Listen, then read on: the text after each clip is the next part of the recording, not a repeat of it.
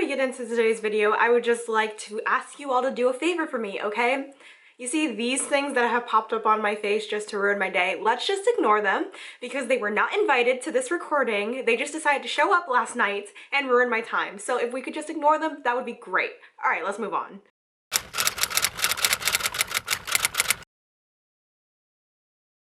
Hey everybody, welcome back to Serious Dinosaur channel and welcome to a new video. So today we gotta tone it down, we gotta be serious because today I'm talking to you guys about a serious problem that I've seen here in the Bookstagram, Book-ish, book blog, booktube community. Today we are talking about a deficient that I have noticed and I will not stand for everybody's silence anymore, and I am totally clickbaiting you because we're just talking about underrated book tropes. So if you thought there was going to be tea to spill, I'm sorry to disappoint you. Once again, I have used my handy dandy reading journal and we are talking about 4 underrated book tropes that I have come up with and that I want to see more people talking about. So without further ado, let's talk about them. This first underrated book trope was 100% inspired by Jessie from Bowties and Books' latest reading vlog, the Black Girl Magic reading vlog series that they have on their channel. You should definitely go check it out and please watch their video. It was amazing footage and I had an amazing time watching it. The thing that they brought to my attention in that reading vlog is the fact that we as bookstagrammers, book bloggers, booktubers, we do not place enough emphasis on having really complex antagonists. There's a lot of pressure on authors to have very complex and very relatable and very just interesting protagonists, but when it comes to our antagonists, we never really know much about them other than the fact that they are evil and they just exist solely to pester the protagonist. And I really feel like that is a missed opportunity to create a complex, dynamic character that we are supposed to hate, but we also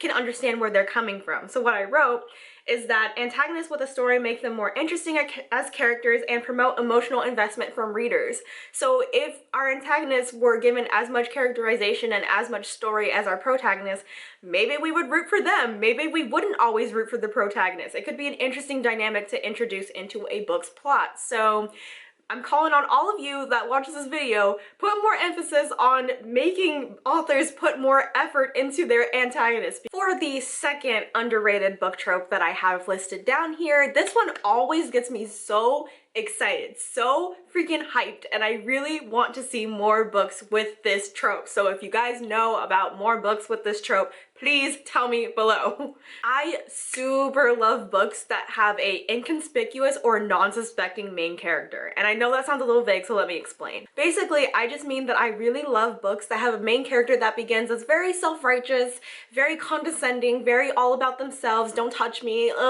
kind of feeling. But then throughout the book, when they're faced through challenges, they have to shed that entire persona. Basically, I am thinking of Hannah Donnelly from Gemina or Katie Grant from Illuminae. I just love that type of character arc, and I do not have enough books that I can list that has that character development present, and I need more books with that type of trope. So if you know any books, like I said, please let me know, because all I can think about right now is Illuminae, and that's just unacceptable. I need more of that in my life. So the example I had written down in my reading journal is that a snob that turns into a survivalist when they're faced with challenge and just things like that. I just said total badassery, strokes my alternative ego and makes me want to be a badass too. So I need more of that and I will not stand for any less. So this next trope that I'm going to talk about is real tea, and I just hope that I am not the only one here that notices this and that wants something new. This is probably a trope that is more prevalent in YA contemporary books rather than fantasy, but basically my next underrated trope is cohesive communities. So too often in YA contemporary, the main character lives in a bubble.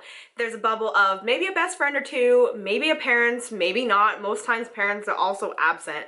And then just the main character and the main antagonist that disrupts their life. There's no neighbor, there's no aunt, there's no dog that consistently visits your doorstep or whatever. There's just nothing that screams that this person, this protagonist and this protagonist's family lives in the middle of nowhere or they are isolated. There's nothing, there's no scenery. And I really think that's a missed opportunity for world building for authors. You can talk about the neighborhood and what the houses look like and what the neighbors are like and things like that. I think that it's such a missed opportunity for world building for like setting the atmosphere of the main character's everyday life, and I also think it's a missed opportunity for readers when we do not get a chance to be immersed in the atmosphere of our character's everyday life. So I definitely need more books that have a cohesive community. The only one that I can think of that comes to mind right now is like To All the Boys I Loved Before, but that's become a movie so you can physically see, you know.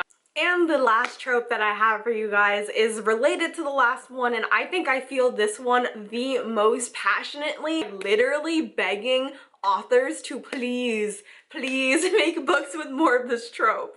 I am talking about books that are set outside, outdoors, or rural living. I know that almost everybody watching my videos lives in a city, including me, and we all know what cities are like. Even if you don't live in a city, you've probably seen movies and pictures or been to one. But we all know what a city is like, we all know how a city functions, and honestly, being a city girl growing up in a city, I am sick of the concrete jungles. I'm saying goodbye to the skylines. Hello to the sweet line. Wanna see you later, street lights. I'm heading back to tree lights. Part of reading for me is to experience a different setting or a different world or just a different context of life that I do not live every day on a day-to-day basis. So the fact that most of the books that I read are set in cities is just kind of like, you know, it's expected, it's the norm, but it's also just like, I feel like it's a missed opportunity to create a diverse and very lush setting for authors. Where are my books that revolve around wilderness? Where are my books that revolve around water? Where are my books that revolve around forests? Where are my books that are set outside? Because I personally feel like a book that is set outside, outdoors, in the wilderness gives the way for so many different plot lines, so many different world building opportunities, so much lush description that can be given by authors, and such an immersive experience that could be like held by readers. And I'm not even talking about thriller books that are set outside in the wilderness, because we all know about those stories of camping gone wrong and things like that, but I'm just talking about books that have some way, somehow have incorporated nature and the wilderness into their plot, and that it's a significant part of the plot. The book that I have written down here as an example that is not a thriller but has nature be a paramount aspect of the plot is the book called The Queen of Blood. I have not read this book, but I have read the synopsis and that like everything in nature basically has a spirit, and the spirit is evil and it's trying to get rid of humans, and like I cannot wait to read this book. It's definitely on my TBR. I will definitely pick that book up eventually because I want more books that are set outside, that are not thrillers, that are just something different. I'm not a writer, so I don't know how hard it would be to make an interesting story that takes place in an unconventional outdoor setting, but I'm just saying I would love to read a book like that. If anybody down in the comments has a book rec that has this trope in it, please let me know, because I definitely want more of books that are set outside, not in a concrete jungle, in my life. So please. And there you guys have it. Those are 4 underrated book tropes that I had written down that I wanted to talk to you all about this week, because I need more of these tropes in my life. I think that they are super underrepresented, super underappreciated, and I definitely need to actively seek out books that have these tropes because I enjoy them so much. If you guys have any recommendations for any of these tropes, like I said, leave them down below. Let me know if you like any of these tropes too, or let me know some of your underrated tropes that you think more people should like. And besides that, I will see you guys on the channel next Sunday. Thank you for watching. Bye!